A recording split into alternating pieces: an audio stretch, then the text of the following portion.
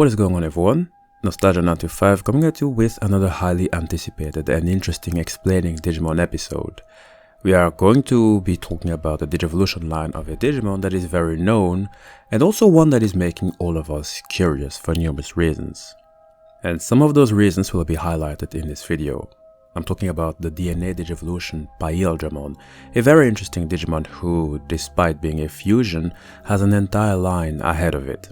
We are going to take a look at each their biographies, we will discuss their skills and abilities, and we will finish with a few theories. I hope you will enjoy this one. Paildramon is a Dragon Man Digimon that is at the ultimate level.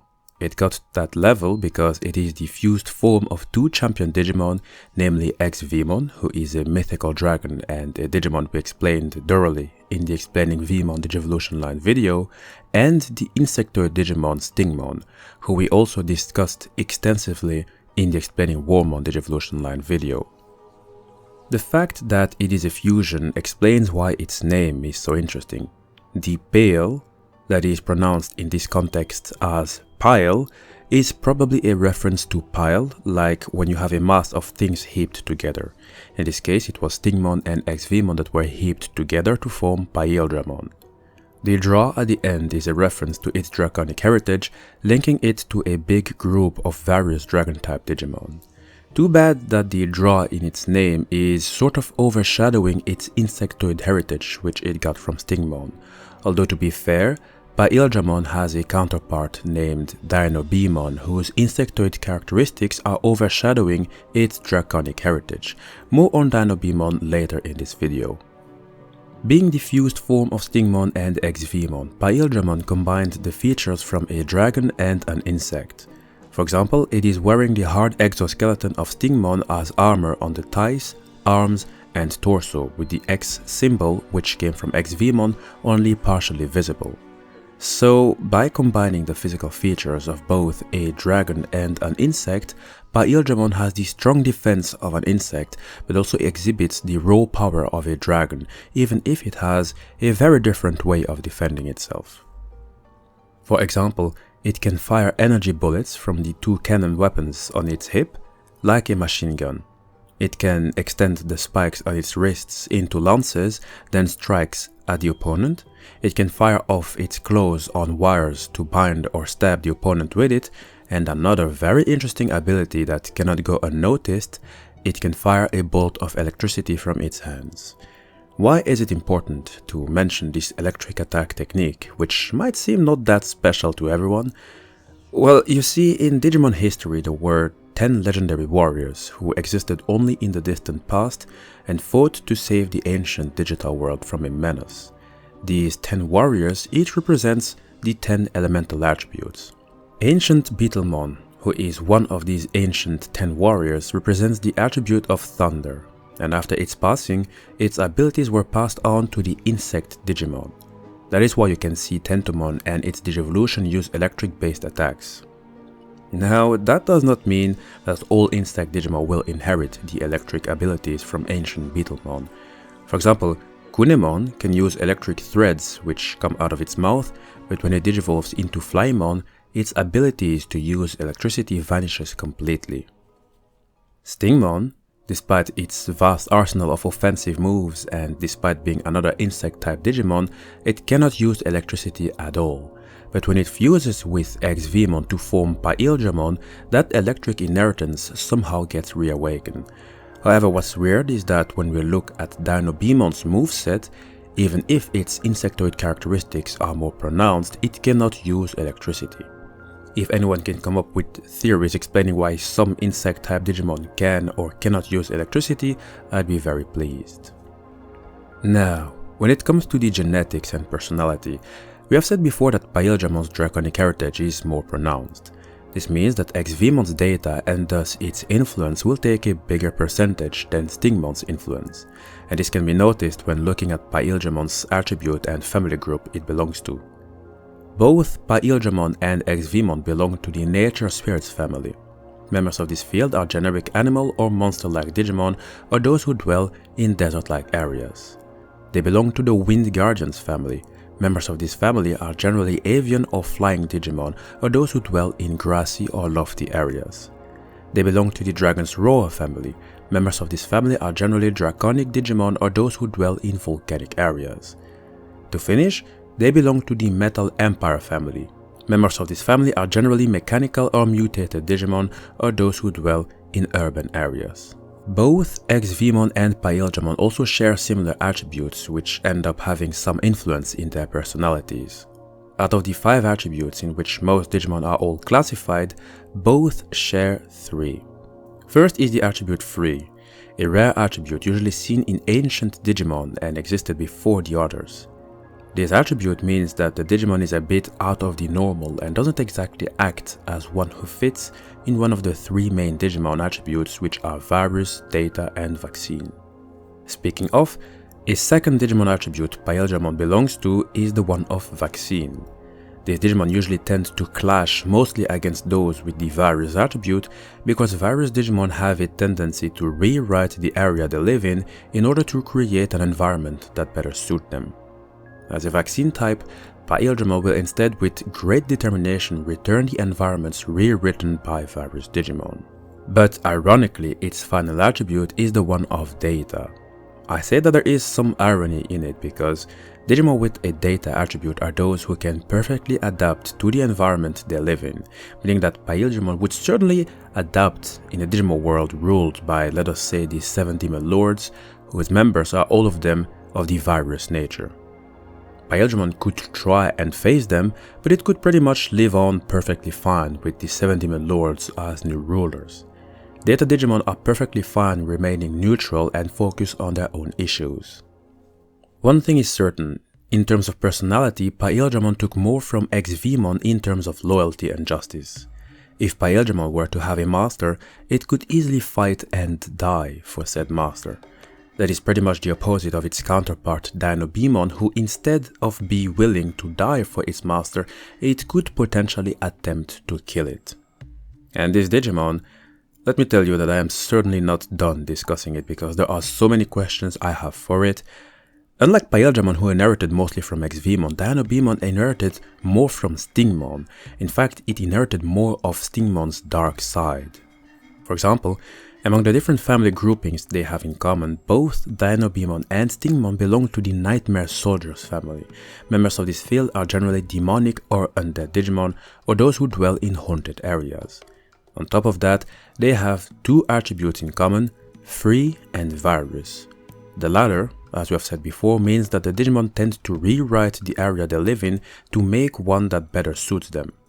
These Digimon tend to be violent, with a thirst for power and domination, and this is exactly who DinoBeemon is, and this is exactly why I cannot wait to take another closer look at this Digimon. In the meanwhile, I explained the difference between Paildramon and DinoBeemon in a separate video. You can find the link towards it in the description box. When Paildramon digivolves, it becomes Imperialdramon, an ancient dragon Digimon with the title Ruling Emperor Dragon. This Digimon means business and is definitely one of my most favorite dragon Digimon, especially now.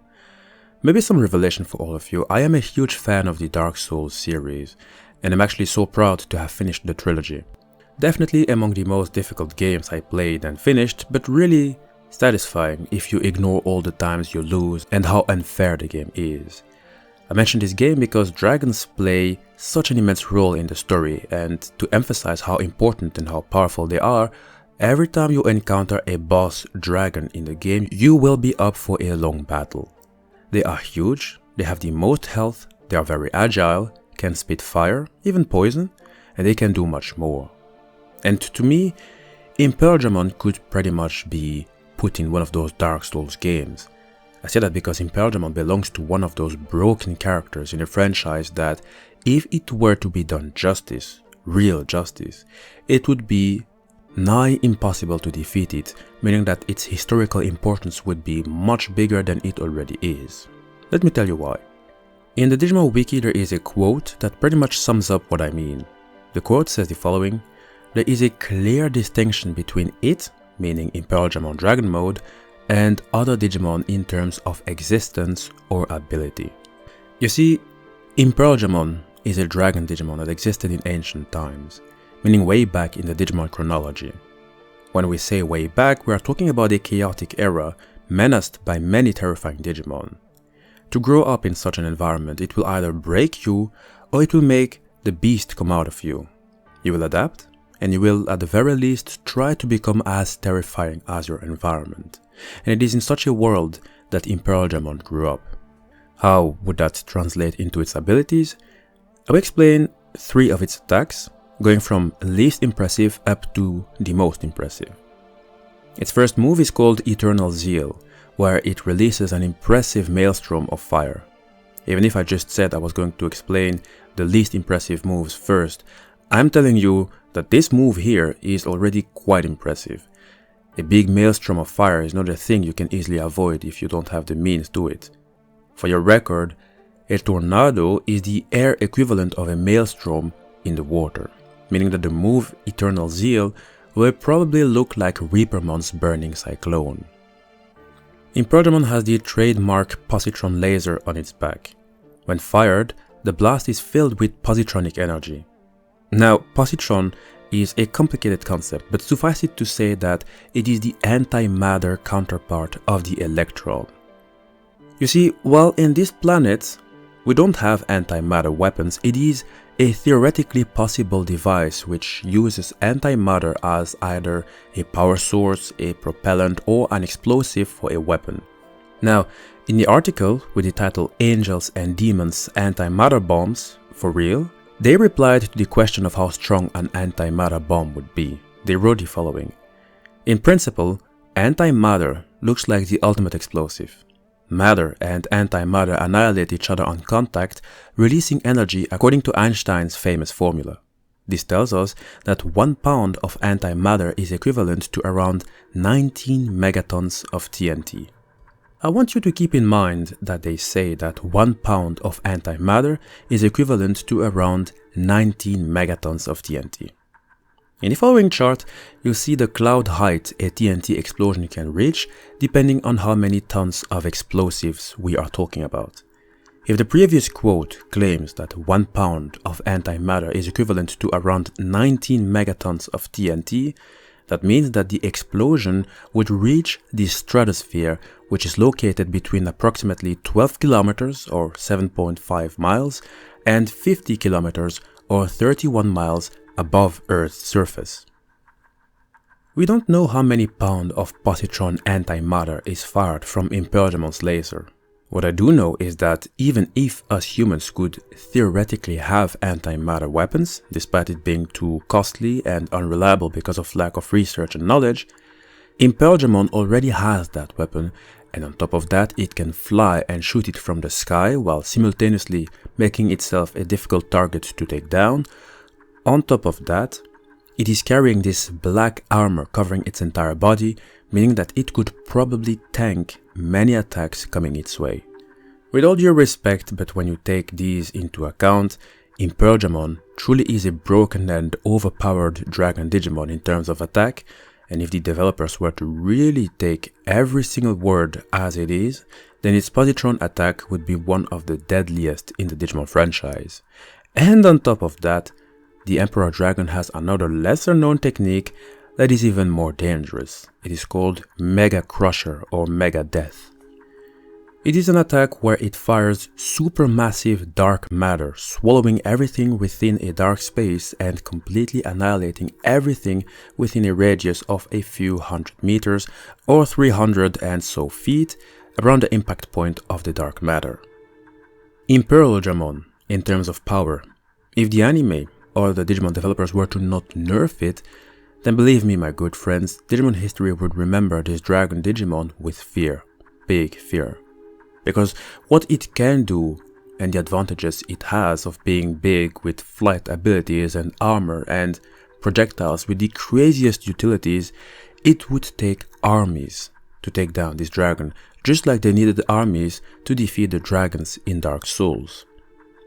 Listen to what this giant has to say about the strength of dragons and try to imagine Imperialdramon being in the Dark Souls world.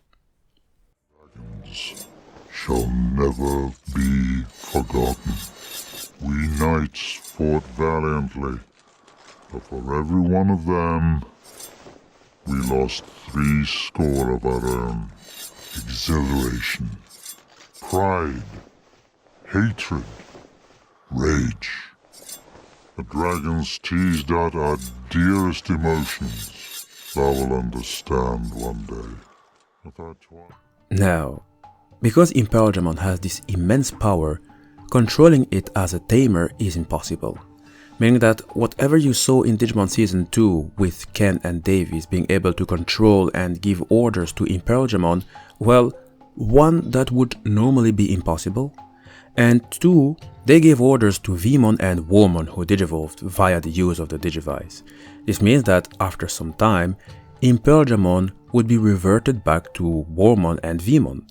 Otherwise, if one were to digivolve naturally into Imperialdramon, then this form would stay like that permanently, meaning that you couldn't even hope that it would de-digivolve after some time to give you an opportunity to take it down when it is less powerful. And you want to know what is worse? This Digimon has two roads it can take depending on how it was raised.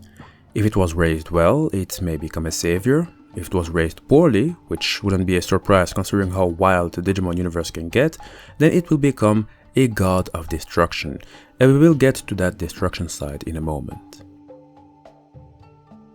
Imperialdramon has another mode, a fighter mode. The difference between the fighter and dragon mode is that it is rather difficult to control the immense power it has when it is a dragon. So once it changes into its fighter mode, which by the way has actually never been seen when you read the biography, then all of Imperialdramon Dragon Mode's power became liberated. It has now acquired a great intellect and is said that it wields the power to destroy a planet, which is not a surprise when you walk around with positron antimatter weapons. While Imperialdramon in its fighter mode looks, in my opinion, a bit less intimidating than Imperialdramon in its dragon mode, I would say don't let the looks fool you. You see, I just talked about the Mega Crusher attack of Imperialdramon in its dragon mode, where it can shoot dark matter that swallows everything within a radius of a few hundred meters around the impact point. Imperialdramon in its legendary fighter mode has, instead of the Mega Crusher attack, the Giga Crusher attack. It inserts the positron laser into the dragon face on its chest, then emits all of its body's energy as a destructive energy wave with 10 times the power of the Mega Crusher attack. This would mean that if Imperialdramon Dragon Mode uses its Mega Crusher that can completely annihilate everything within a radius of a few hundred meters around the impact point, then Imperialdramon in its fighter mode could do 10 times that distance. Luckily, Imperialdramon in its fighter mode shows more intellect, but what if it were to be out of control? What if it were to go on a rampage spree? I'm convinced that only very few selected Digimon could actually take it down, or at least survive its abnormal but powerful attacks. And one of those few Digimon would actually be WarGreymon, who is equipped with the notorious Dramon Killers, the weapons designed to take down those with a draconic heritage. Another final mode change of Imperialdramon is the one called Imperialdramon Paladin mode. And this one is actually important to discuss if you want to know a bit more of Digimon history, because the character did play a crucial role in how future battles would be fought. You see, Imperialdramon Paladin mode descended in a time of great disruption in the ancient digital world and rescued it from a complete collapse. Too bad some of the details of that era are a mystery, so it's a bit difficult to imagine what was going on in that period, and it is also difficult to know what threat they were facing. What we do know is that Imperialdramon acquired the power of OMNIMON, who transformed itself into a sword called the Omni Sword, which contained the entirety of its power. Meaning that the energy source which powered up Imperialdramon comes from the sword. A reason why it changed colors from being mostly black to white is because, well, 1. OMNIMON is entirely in white, and 2. Imperialdramon has got a new responsibility, protecting the future. Let me explain. If you ever played the game Dungeons and Dragons, you will understand that there is a character class called Paladin. A Paladin is a cross between a fighter and a cleric, with slightly decreased combat skills relative to a fighter, but various innate abilities that are used to heal or protect allies and repel and or smite evil opponents. If you were to put Imperialdramon Paladin mode next to Imperialdramon Fighter mode, then you will quickly come to realize that the latter is actually the better fighter. It has more skills, more experience, and there is nothing that would really set the Paladin mode apart from the Fighter mode except for one big thing, the sword. So fighting is not exactly the role of Imperialdramon when it is in its Paladin mode. Remember, as I said, its responsibility is to assure the future, to protect the future. The Omni sword it carries is a weapon so powerful it can cut any opponent with a single stroke, resetting and clearing their configuration data.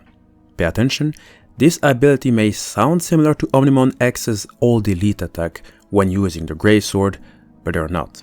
And I explained the difference between the Omni Sword and the Grey Sword in the Explaining OMNIMON'S Grey Sword video. You can find a link towards it in the description box. What I believe happened in one of the darker events in the ancient digital world is that there was such a major threat, with many casualties, and a certain potential to see the digital world fall off balance, that there was no other choice for an Omnimon to give its power and help Imperialdramon, who then turned into its known Paladin mode. Imperialdramon saved the day and at least temporarily halted evil from spreading thanks to the Omnisword. However, this is a mode that is only temporary. The reason why I believe so is because it was Imperialdramon in its Paladin mode who founded the Royal Knights. But despite being the founder, it does not belong to the 13 members of the same Royal Knights group it created, making me believe that Imperialdramon Paladin mode either simply dissolved, or maybe it got hurt in battle and had only limited time to live. As the Royal Knights serve Yggdrasil and only rarely intervene with the digital world's issues, I might believe that Imperialdramon in its Paladin mode interacted with Yggdrasil. Maybe they struck a deal, maybe they came to some sort of understanding, and that's maybe how the Royal Knights were formed. One thing is certain, the prophecy tells that the Royal Knights would assemble at the time of the digital world's greatest crisis. This leads me to believe that the Royal Knights already existed in ancient times and worked for Yggdrasil, but only ever really intervened far in the future when they had to confront either the 7 Demon Lords Digimon, rulers of darkness, or maybe, and this one is only a theory, when they had to confront the Olympus 12, guardians of a server outside of Yggdrasil's grip. Now, this doesn't mean that there were no other major threats in the meanwhile. Remember, we're still talking about ancient times. Lucimon at some point disrupted the order in the digital world, except that it wasn't stopped by the Royal Knights, but instead by the 10 legendary warriors. That would make the Royal Knights at least witnesses of Lucimon's potential, as they would be the ones to confront this half-angel, half-devil Digimon in a future to come. Meaning that Imperialdramon Paladin mode at least fulfilled its mission to help protect the future by creating the Royal Knights. Now, what I'm saying here is just a theory. I might obviously be very wrong. Let me know what you think of it. Remember when I said that depending on how Imperialdramon Dragon Mode is being raised, it can either become a savior or a god of destruction? Well, let me present BlackImperialdramon Dragon Mode. In a sense, it might sound a bit weird to call it BlackImperialdramon, considering that it is already black in appearance. And by the way, to my knowledge, just because a Digimon is black doesn't mean that the black Digitron was included. This mysterious black secretion can cause a Digimon to assume a black version of its evolved form, but with some side effects like mental health issues and more. Now let me explain why I don't believe black Digitron was used. To be very blunt with you all, BlackImperialdramon Dragon Mode is what happens when an Imperialdramon in its Dragon Mode was incapable of controlling its excessive power. And we already know, based on what I said previously, that Imperialdramon is an overpowered Dragon Digimon in terms of abilities and power. Because it couldn't control its power, it changed modes, becoming a darker variant. Except that this one appears to be permanent, because its nature and personality were changed entirely. It went from being a Digimon with many attributes, meaning free, vaccine, data, and various, to a Digimon who only has the virus attribute, meaning it is only searching for power and domination, meaning the only thing it wants is to bend the environment to its will by rewriting everything. This means that BlackImperialdramon Dragon Mode became exactly the way DinoBeemon is in terms of ferocity, personality, aggressiveness, nature, and more. The big difference is that Imperialdramon is one level higher, making it, at least in theory, more powerful.